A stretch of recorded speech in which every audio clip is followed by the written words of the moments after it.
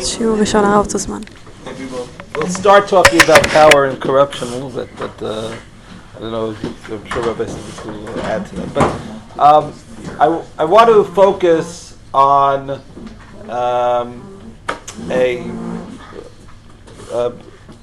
a peculiarity, I guess you could call it.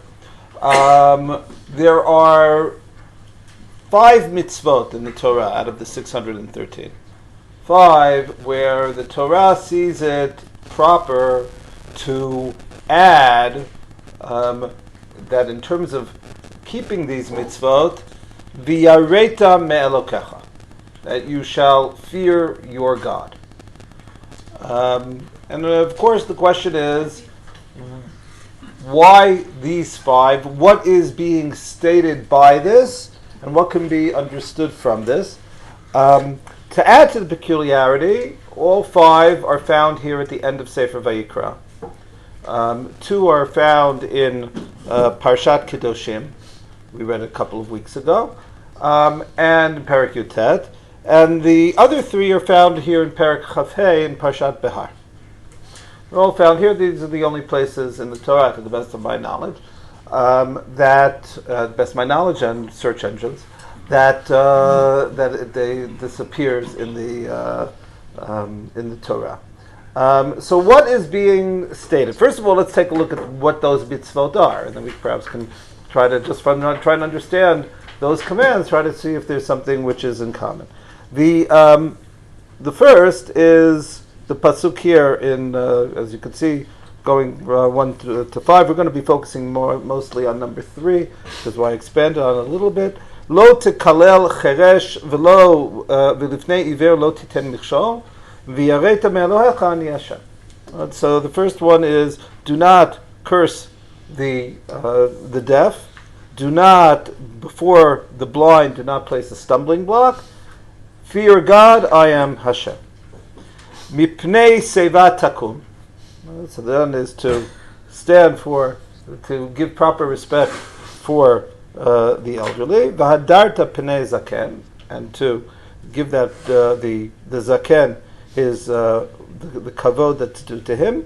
V'yareta me'elokecha ani Hashem, and fear Hashem. Okay, those are the 2 that are found back in Parshat Kedoshim. Now we reach our parsha.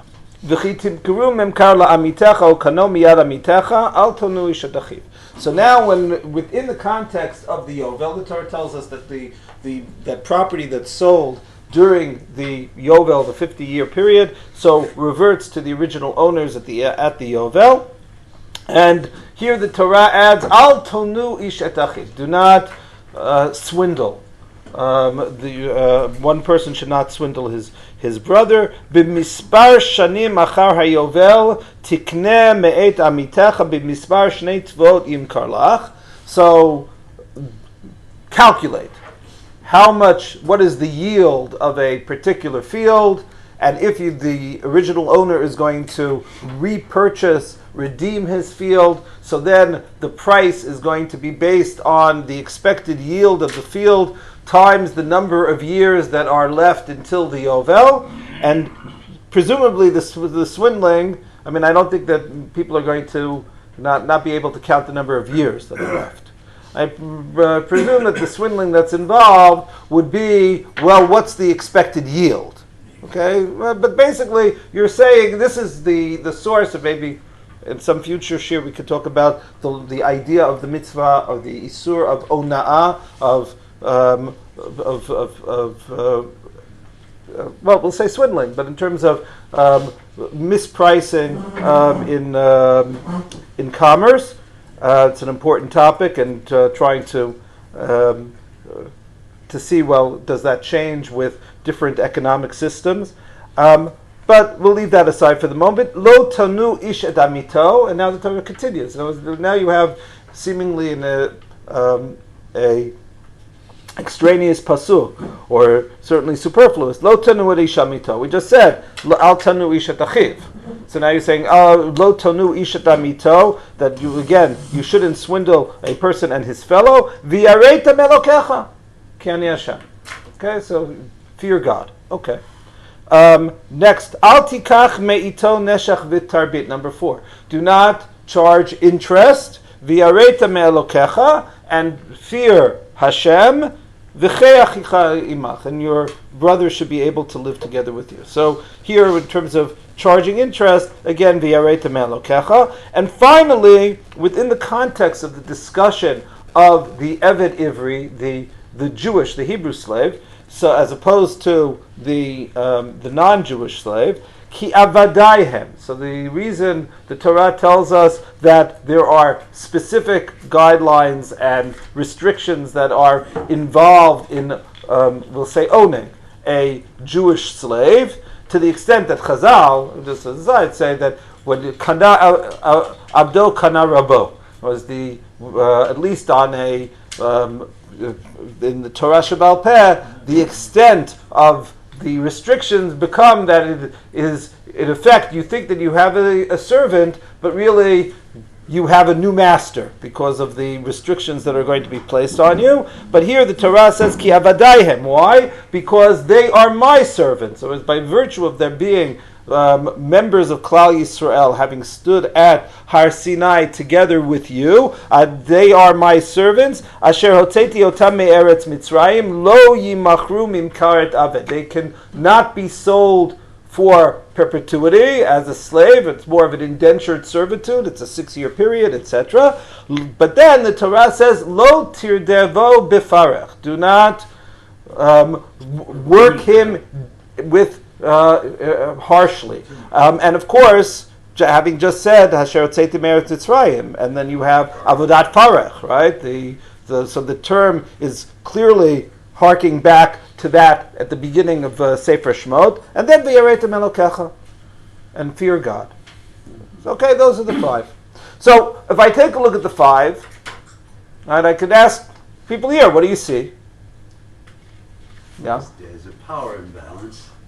There's someone who has more control, more power, more say, more capacity to harm, to wound, and just be aware that there's something other. There's another factor that you have to be aware of that evens it out. Right. If I take a look, first of all, they're all mitzvot ben adam lechavero, and as I'm sorry, I don't know your name.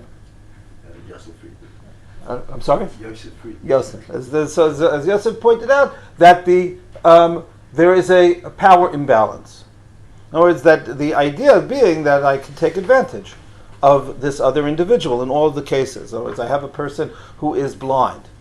Right? Again, on a pshuto shel mikra level, without getting into we'll get a little bit into what Chazal say about it, but on a pshuto shel mikra level, I have a person who is blind, and I can cause them to stumble, and they won't know even who did it to them. Right?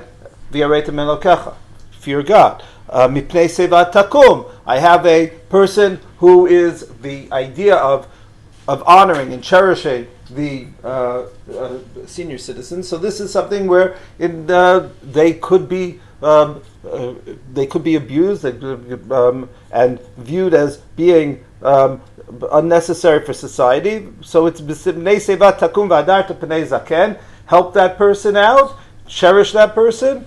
V'yaretem elokecha. Right? Again, because you should be fearing God. Similarly, the idea of swindling. Similarly, with the idea of interest, and as well as certainly if the situation if I own a slave. Now, what's interesting here is that if you take a look through Torah, and I think it might expand, it might change a little bit in Nevi'im and Ketuvim. I'm not going to get into it too much right now, but the idea, but when I talk about Yirat Elokim in Torah, so that concept, a God-fearer in Torah, so there are several examples where there is a common thread. Let's take a look at them. If you take a look at the first, is Avraham with Avimelech, Melech Plishtim. And when Avimelech confronts Avram and asks him, why did you lie about Sarah? Why did you say that she was your sister and not your wife? So Avram's response, as opposed to Paro, that's going to be important, is that Ki amarti, because Avram is explaining it to himself. Amarti rak ein yirat Elokim b'makom hazeh. Right? I said there was no fear of God in this place.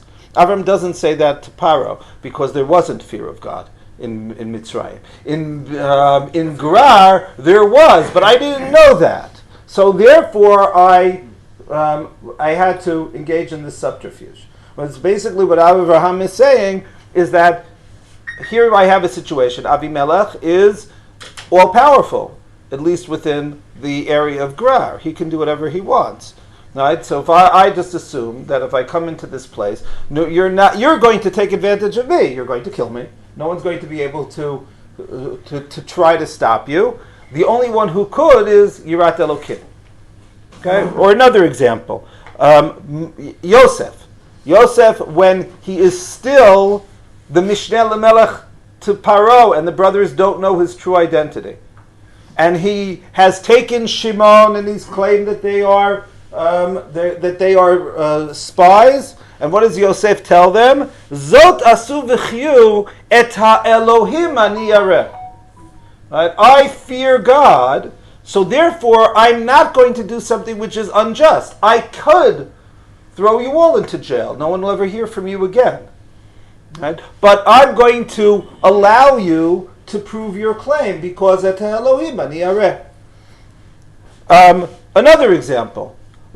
At the beginning of Sefer Shmot, Vatirena hamialdot et haElokim, the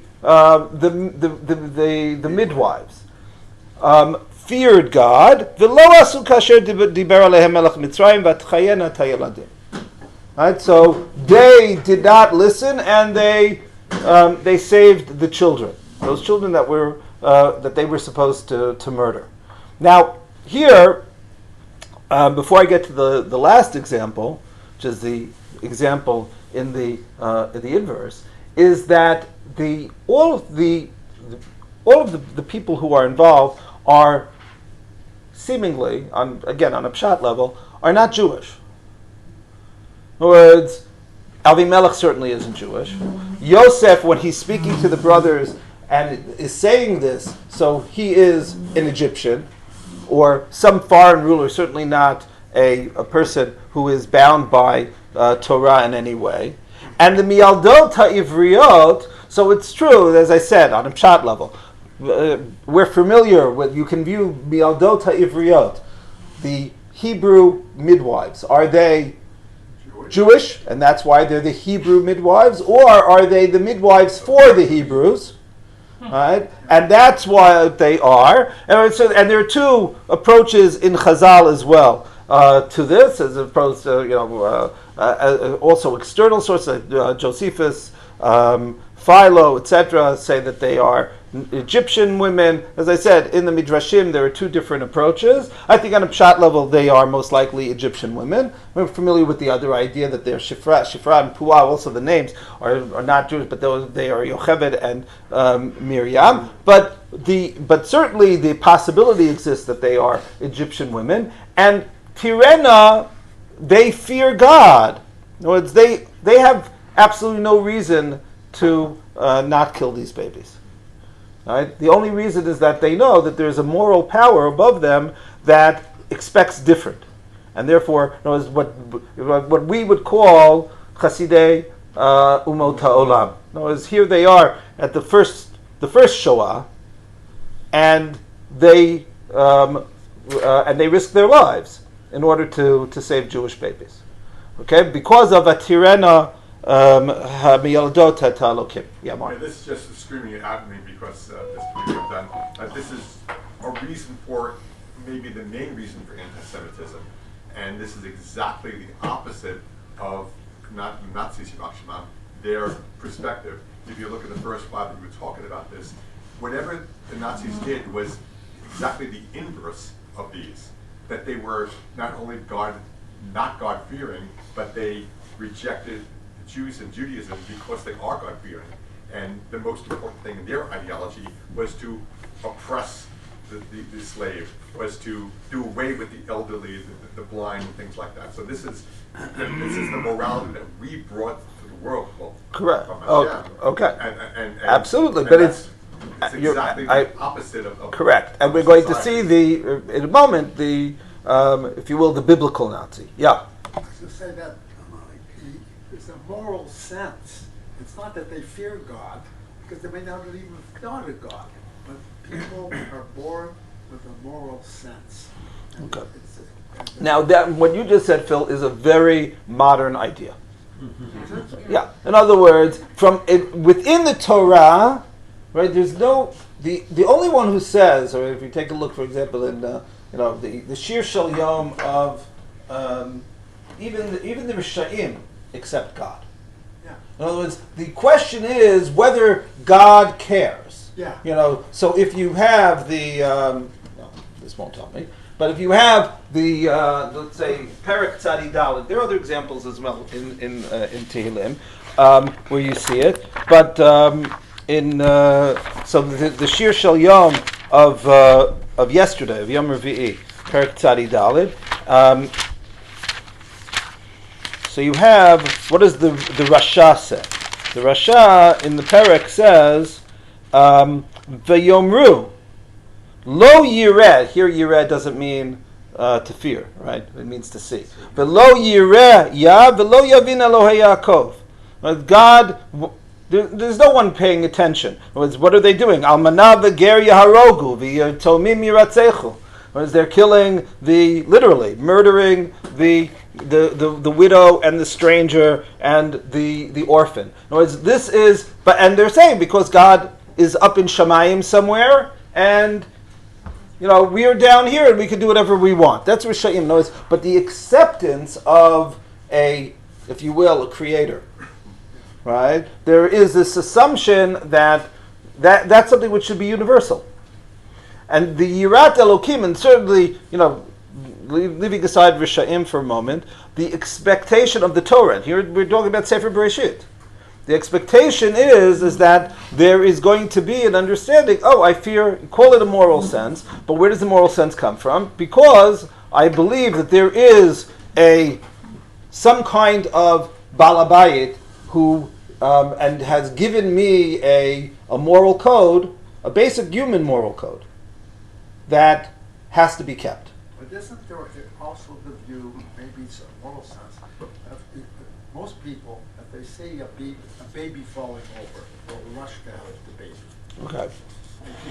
Not because, I better do it because I understand, but does that reach the point where if I see, an attractive woman and I have the wherewithal to kill her husband, will I not do that, right? If I'm living in that kind of clan, does it reach the point where if I am if I'm the leader and there are these 12 Canaanites who come down, and I think they might be spying, that okay, so they'll never see their home again. In other words, those are the type of idea that those are the hard examples, but I think do we not? Okay, you're bringing us into a field. There might be a moral sense. I'm not talking about in terms of not trying to prove God or not, but in terms of the Torah, it's a given that it's coming from the Ribbon Shalom. And then what? But that's easy in the sense, maybe because I believe we take for granted the moral sense. Okay. And the Torah comes along and says, That's Yirat Elokim. Yaretim Elokecha. Right. Oh, So, okay. so that means that basically the society at the time the Torah was given, and still today, is people are immoral. And decent people, so God, you don't fear other people, you can jib them. There's a man upstairs. Okay. So exactly. The idea now of just to come full circle is Amalek. Why do we have the chiyuv to remember Amalek? So the Torah tells us, what did they do to us? So the Torah doesn't tell us that they attacked us. The Torah tells us the circumstances of the attack. V'ata ayef ve'yagea v'lo yirei Elokim. You were tired, you were weary, and Amalek was not God-fearing. In other words, that's the idea. In other words, they saw an easy target. right? They came, asher karacha baderech. They came upon you. It wasn't even something that there was. No, had there been and perhaps this is why we have this chiyuv with regard to Amalek as opposed to the Canaanim. Canaanim have a legitimate beef. You're coming and trying to take their land, right? So that's a legitimate reason for them to try to defend themselves. Amalek has no excuse. So that's Asher Karcha Baderech, and they're the ones who pick off the weak. The lo yireh Elokim, and that's how it's defined. So now if I come back to these 5 ideas, all of them are situations where I can take advantage of another individual, perhaps in ways greater or small, right? As if I have a slave, so I can beat that slave to a pulp. If I have a person who's coming to me for a loan, so I can act like a credit card company and charge 23% a day. Right? So fine, I can do whatever I want. I can loan shark. And all of these situations, right, are those similar situations. So on the pshat level, I think that's the simplest way of understanding it, because if I have this, just taking a look at Yirat Elokim, it is this idea of allowing power to corrupt, right? Perhaps on a larger scale or on an individual scale. Fine. Chazal took this one step further. And Chazal understood Yirat Elokim, and here we'll take a look at the Gemara at the bottom of the first sheet, number 1. The Gemara says the following, and again I'm going to focus on, because it's our Parsha, I'm going to focus on the idea of swindling. Tanu Rabbanan, lo tanu ishet amito, ba'onat dvarim hakatuv midaber. So here the Chazal say that this is applying to specifically the swindling with the use of words. What does that mean?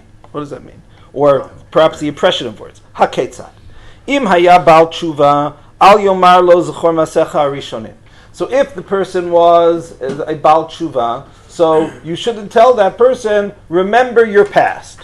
Im hayu yisurin ba'alav. If there are things that the person is in trouble, the person is having difficulty. Al yomar la kaderch shamru lo chaverav le'iyov. So do not allow yourself to fall into the trap of the friends of Eov who blame the victim. Halo yiratcha kislatcha tikvatcha v'tom derachecha zechor na mihu naki avad. Remember who is the innocent who's lost. In other words, if you are suffering, Eov, it must be because of something that you've done. So that's a very firm thing to say, right? Very firm to yourself. But if you say it to someone else, right, so that is ona'at dvarim, and that perhaps is one of the major lessons of Sefer Eov as a whole. But now we go further. Im hayu chamarim mivakshim tfuah mimenu. So if there are donkey drivers who come into town and they're looking for supplies for their donkeys. Lo yomar lachem l'chu etzel ploni shehu mocher tvuah v'yodea bo shelo machar me'olam. So they're coming, they're looking for the gas station, and you send them to the hardware store. Okay, so that's because you have you can again take advantage of another individual and say this. So now Rabbi Yehuda says, Af lo yitla einav ala mekach b'shah she'en lo damin. Similarly, you should not look at a possible purchase when you don't have the means or the ability to buy it. So that's the question. Shaharei davar masur lelev. So here's the bottom line, and this is what Rabbi Yehuda is saying, and this is how the Chachamim are understanding that it is davar masur lelev. The only one who knows. Let's just take that last example, right? The other 4, right, are things that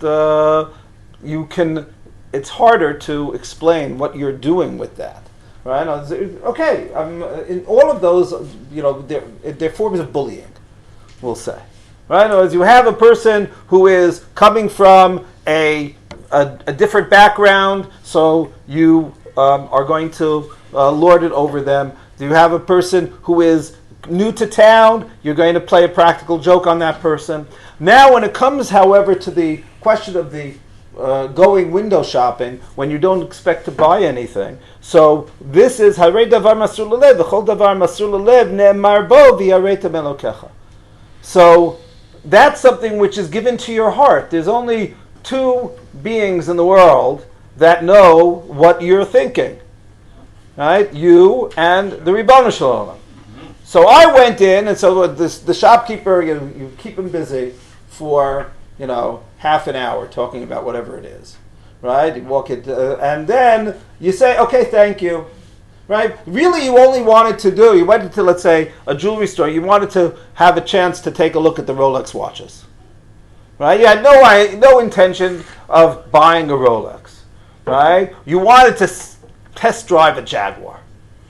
Right? You're not going to buy it. But, okay, the only way you're going to test drive it is if you go into the store and say you're interested in buying it. So now you have taken this person's time, you've taken this, you've raised hopes of his potential sale, and it was only so that you could drive around the block in a Jaguar. Right?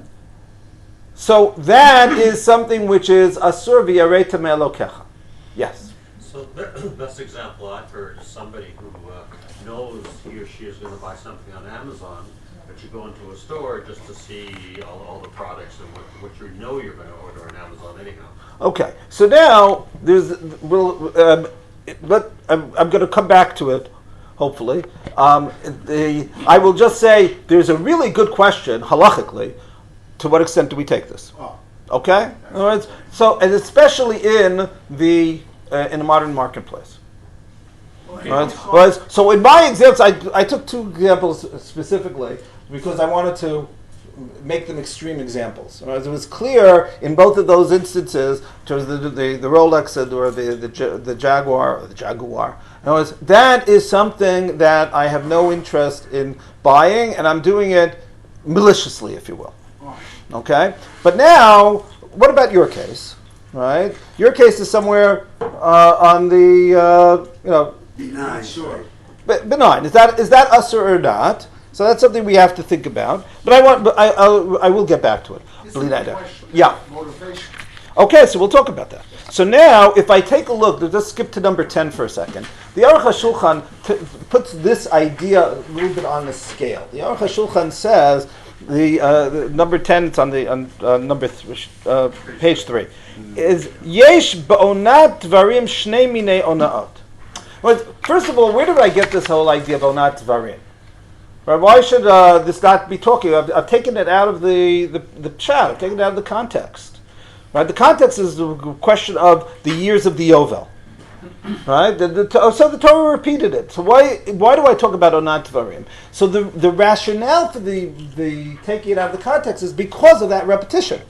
But there was no need for the Torah to say something. Whereas the Torah, the first one, Chazal understand that's onat mamon. That is the isser that applies to price gouging, we'll say.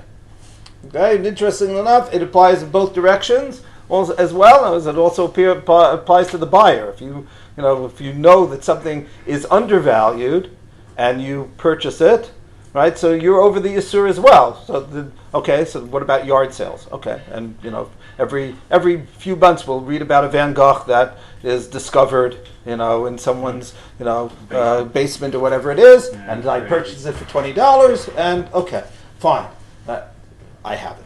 Anyway, the point though is that you have to ask, is that putter or not? Okay, but so it goes in both ways, right? It's clear from the psukim it's going both ways. That's onat mamon. Now I have another. Al tanu et yishachi v'yaretem elokecha. So this idea, davar ha-masur lelev, when it comes to a pricing, that's not masur lelev. Right? There's and certainly in the time of Chazal, and most likely in the time of the Tanakh as well, there's a much more restricted type of economic system. Right? You have, if you're buying your wheat, you're buying your cows, whatever you're buying, there is a more or less set price based on value. Right? You don't have the same kind of spread of prices that you have today. So in that kind of economy, but even today, I could say, well, you just charged me X amount when really the price is half X.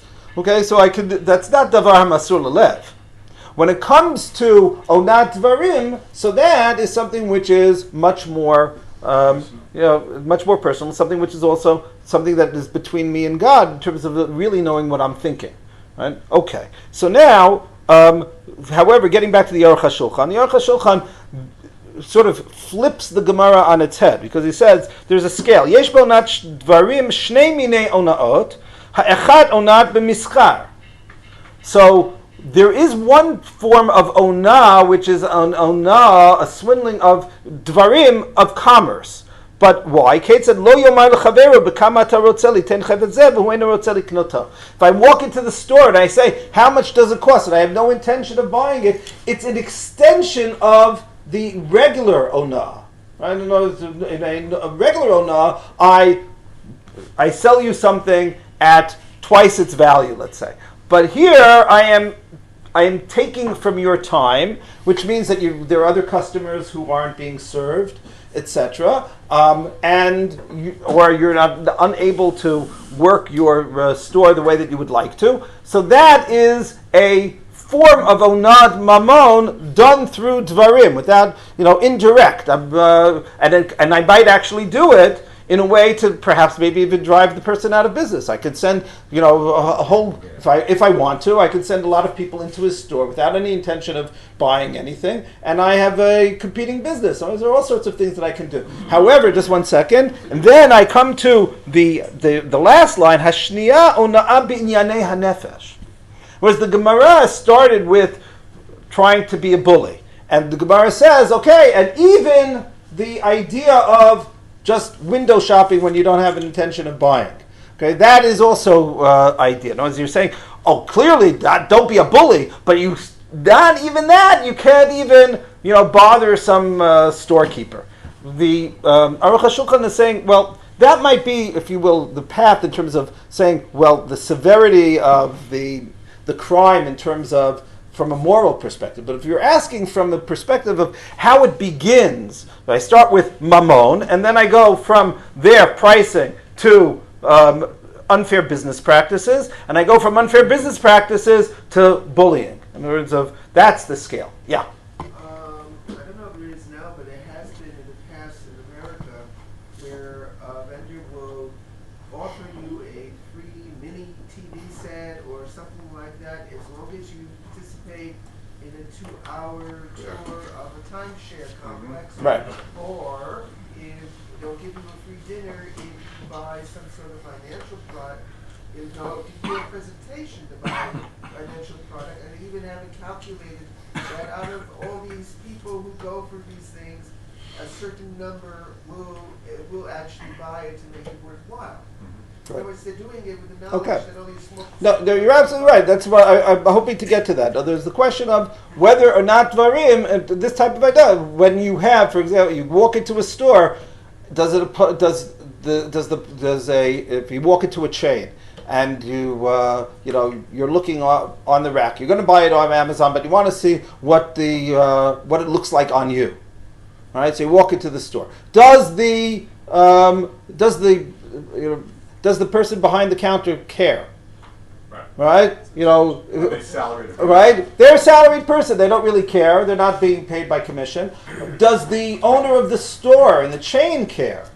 Quite possibly not, because the moment that you walk into the store, you're far more likely to buy something than you will if you never walked in. Yeah. And from the perspective of the store, also the traffic, other people walking by see you in the store. That means that they know that this is someplace that other people like to go into. So that you can make a good argument that these kind of constraints don't necessarily apply. And of course, you can also get away with it by simply saying at the very beginning, right now I'm not planning on buying right now. I'm just looking. Right? You put things on the table. You make your intention clear. Right? So we have to ask in terms of it, but a lot here is also davar hamasur lelev. In other words, what's going on in terms of your heart. Is there a malicious intent? Isn't there malicious intent? I'm not sure you may be getting to this, so don't answer me if that's the case. I'd like to know a little bit more about what this process is of B'Yaresa Melacha. Does it start in the process of, as you're in this, in this transaction, or do you have to cultivate it beforehand? Okay. Yes, I'm about to get to that. Yes. I really don't Okay. understand. So let's get to it. As a Yeah. corrective. Yes. How does the concept of nevas das relate to this? Okay. So. Okay. We'll get to it. Geneva Dad itself, I'm not going to get to, but I will hopefully refer to it. But let's take a look. But this is what I'm trying to say here is that what Chazal did, in this idea of Yeretim Elokecha, and there are other examples. For example, look at source number 3 on page 2. When Rashi explains that the Yeretim Elokecha is that you don't know, right? Again, once Chazal said it, Rabbi Yehuda says it with regard to Onat Dvarim. This idea then becomes something which the Rishonim try to apply to the other examples as well. Whereas now, once I'm saying that if it was just a question of what I said in Pshat, that it's a question of taking that you're in a position of power and you take advantage of that position of power, so then you can clearly see what the 5 have in common. The moment that you say it's davar masur lelev, so now you have to try to explain, what does that mean? It's something, so okay, I got it with onat dvarim in terms of window shopping, but what about if I put the stumbling block in front of the blind person?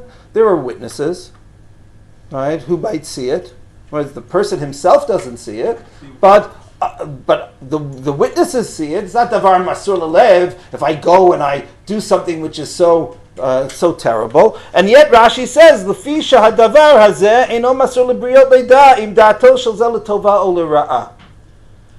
Rashi is saying, well, we know that lifnei iver, placing the stumbling block before the blind person, is expanded by Chazal.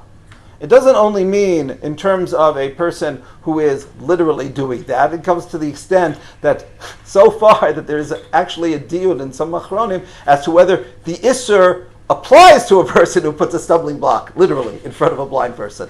But the idea that but it's generally understood in 2 different areas, because most of us are not going to go ahead and do that, right? But what we might do is give a person bad advice. Whereas the person or not intentionally? Well, we'll say intentionally. Okay, no, if I give bad advice unintentionally, I'm not doing it because I'm blind as well, right? But if I'm doing it, knowing full well, right? And I tell you buy Enron stock, right? So then I'm telling you to do something which is, is something which isn't. Is not to your advantage. Maybe it's to mine advantage, right? From Bernie Madoff or something like that. But that is one type of idea. On the other hand, there's another example. If I tell someone to, if I create the situation where a person will do an aveira, okay, so that if you will, on a spiritual level. So you have both of those examples, and here Rashi says, well, it's a davar masur lelev. It's something which is given over to my heart. I thought it was good advice. I really thought that you should buy this. Sometimes even well-intentioned advice goes wrong, right? So that is a possibility. The Maharal number 3 says that here, this idea of Yeretim Elokecha is the rationale for why Chazal expanded it in the first place. In other words, had the Torah just said, Lifnei Iver lo titen michshol, ani Hashem. Okay, fine. So I understand. Don't take advantage. The fact that it says Yeretim Elokecha, so that means I added level to this. The added level is that I can get away with it. Not get away with it in the sense of just having the power, getting away with it within civil society. I can explain my actions and people will accept those actions, that explanation. The only one who won't accept the explanation HaShem is the HaKadosh Baruch Hu. Okay, and that's the V'yaretem Elokecha. So because of the Yaretem Elokecha, I now expand lifnei iver, from merely being a situation where I actually cause a blind person to stumble, to a situation where I have metaphorically, I cause blind people to stumble. Right? Blind people meaning anyone who isn't aware of the situation, and I'm causing them to do something that they shouldn't, that isn't in their best interest. So that is it's because of V'yareitem Elokecha. Now this is expanded one step further, just to continue in terms of, okay, how does this work out in terms of Yirat Melokecha? So here, let's go to number 5. The Gemara has the following idea. The Gemara says, I don't have time now, but there is, I'll just mention on the side that there is an attempt, which sometimes works a little bit better, sometimes works a little bit less, to explain each of these cases as V'yareitem Elokecha. How do you explain interest as being V'yareitem Elokecha, davar masur lev? I mean, if I'm lending money with interest, it's pretty clear what's my intention. So there are ways that you could find the loophole to explain your actions. As I said, sometimes the explanations are a little bit more convincing, sometimes a little bit less. But here, the Gemara takes it in a different direction. Yachol ya'atzim einav kemi shelo ra'ahu. The halacha is that if a person had the lifnei seva takum, you're supposed to get up right when you see an older person walking by. For that person, okay, fine. So maybe you can pretend you didn't see the person. You'll close your eyes. Okay. So Talmud Domar takum v'yareta, right? Have fear of God. In other words, God knows what's in your heart. You're closing your eyes, but you can't fool God. Okay. Davar hamasur lelev shne'emar bo v'yareitem elokecha. But then the Gemara says, Yachol yatzim einav k'mi shelo ra'ahu atu b'rishiyei askinan. One second. A person who's supposed to do something and pretends that they're unaware. Right? I remember when I was in the army, many years ago, and so we were in our tanks and we had a break and we were allowed to, and we all fell asleep. We were allowed to, and then we were being gathered up for whatever for some meeting, and but we were in our tank and they're calling, okay, everybody come down tank. So people said, okay, let's go. I said, is anyone going to know, right, that we didn't get up? All right, let's continue. Say, okay. So we rested. And then, half an hour later, they realized that we weren't there. They came. They said, "What?" Oh, we didn't hear you. Okay, okay, I did. Okay, so now the Gemara said, "Atu b'rishaya skinan." Right, Rishaim, who are going to have a responsibility to do something, and they don't, because God is saying any mitzvah. Right, I'll steal, and I didn't know. Okay, fine. Ignorance isn't an excuse in the eye of the law. So this is not a legitimate claim. In other words, you don't need V'yareitem Elokecha for this. Any din, you shouldn't be doing this if you're going to be clearly doing Ella. So what's the answer? Ella yachol yatzim einav mekame dilmates van chiyuva. Here's a really very interesting time. The halacha is that you're supposed to stand for a person, with a few exceptions, when they are within 4 amot. In other words, they're passing within my space. It's not that if I see someone who I'm supposed to stand for, and they're over there and I'm here, I don't have to stand yet. When they come into my arba amot, that's when I'm supposed to stand. So now I see them, they're walking, I don't have a chiyuv yet. Right? I'm going to find the halachic loophole. Now I close my eyes. I know you're walking by. Right? You're on the bus. Before they reach you, right? You close your eyes, right? In other words, so you never really technically had the chiyuv. There's a technical loophole here. You never had a technical loophole. Now, there are times where loopholes are acceptable. Right? If there is a legitimate loophole in your taxes, for example, right? There's no issur to take advantage of that loophole. Right? There's no issur whatsoever to do that. That's what the law allows for. Right? But here there's a technical loophole, but a moral failing. That's where it's v'yareta me'elokecha. In other words, if you now say, I didn't have a chiyuv to stand for this person, you didn't have a chiyuv, because you didn't see the person when they were within your arba amot, when your space. V'yareta me'elokecha. But HaKadosh Baruch Hu knows that you closed your eyes.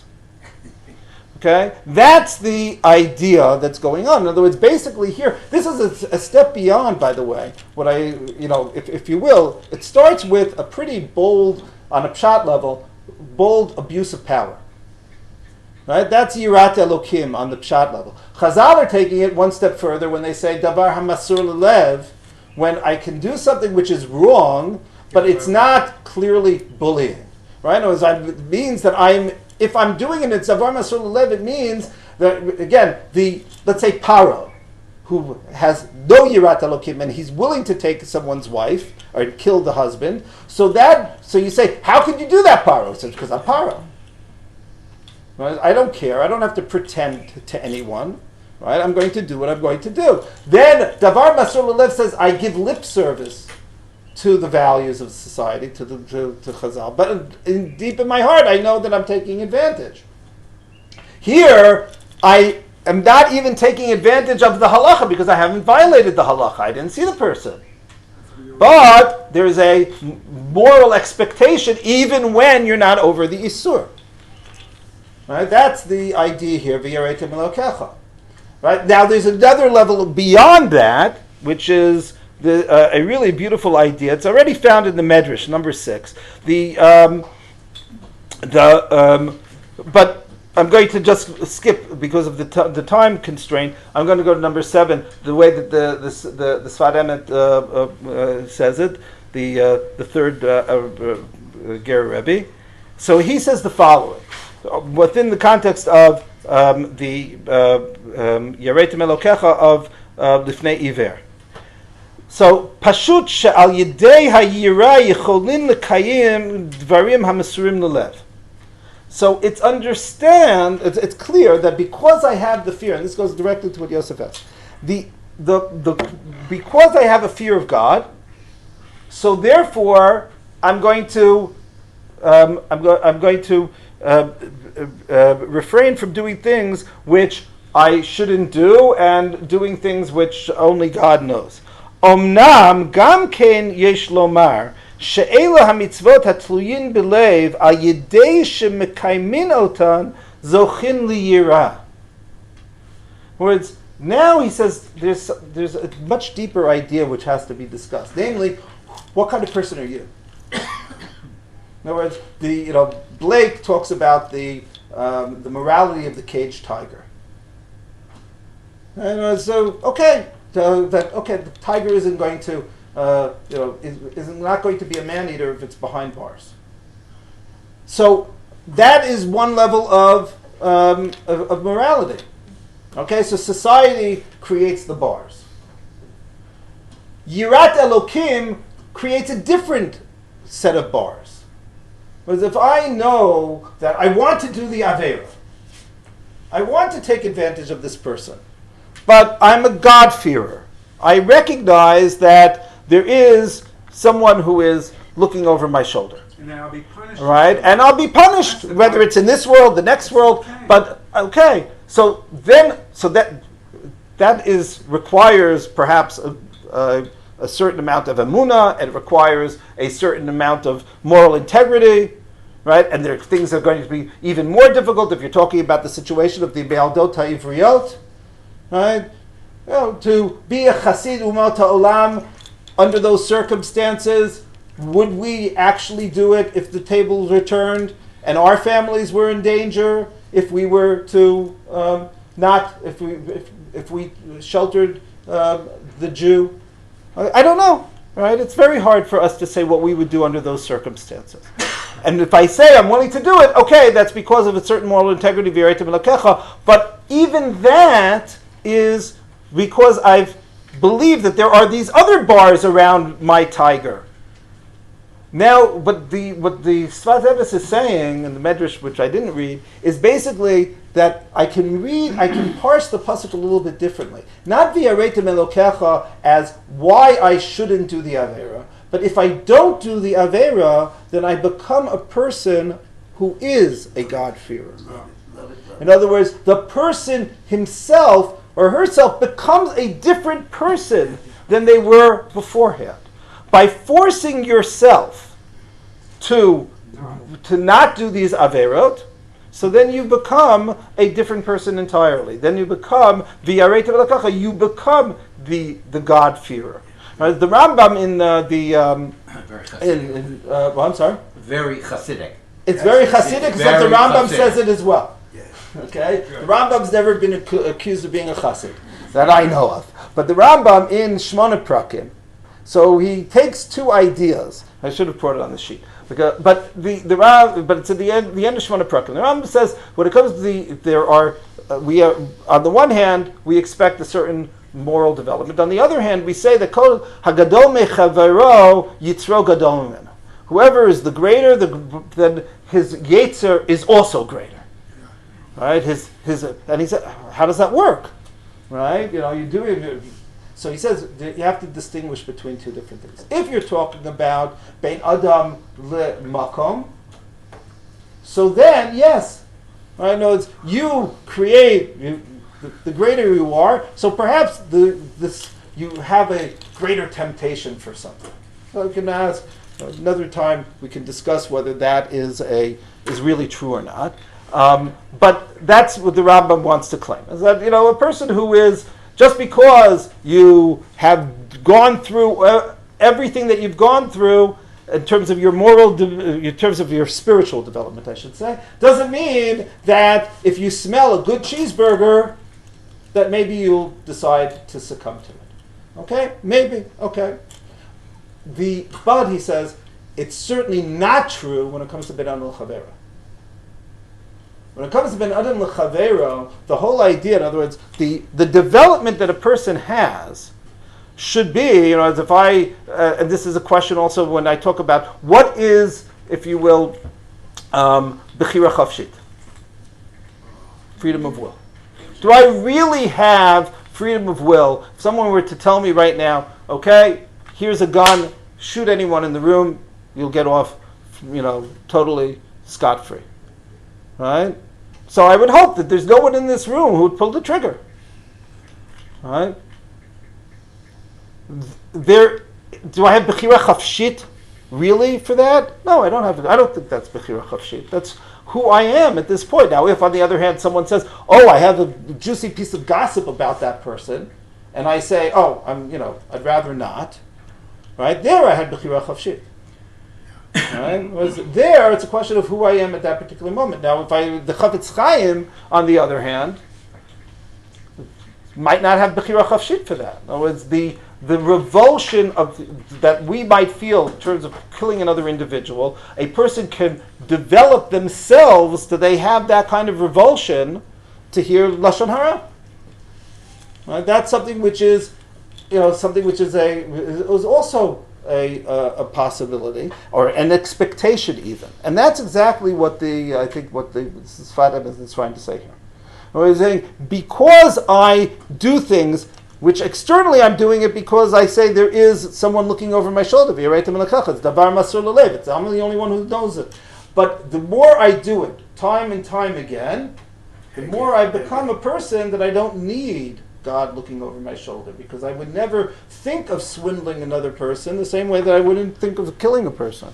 That for me, is the expected moral development here. There is a clear line. Starting from the pshat of abuse of power, going to the davar hamasur lelev, going to not taking advantage of a technical loophole which is allowed, and then finally becoming a different person, becoming a persona of Yirat Elokim, by virtue of the fact that I have done those mitzvot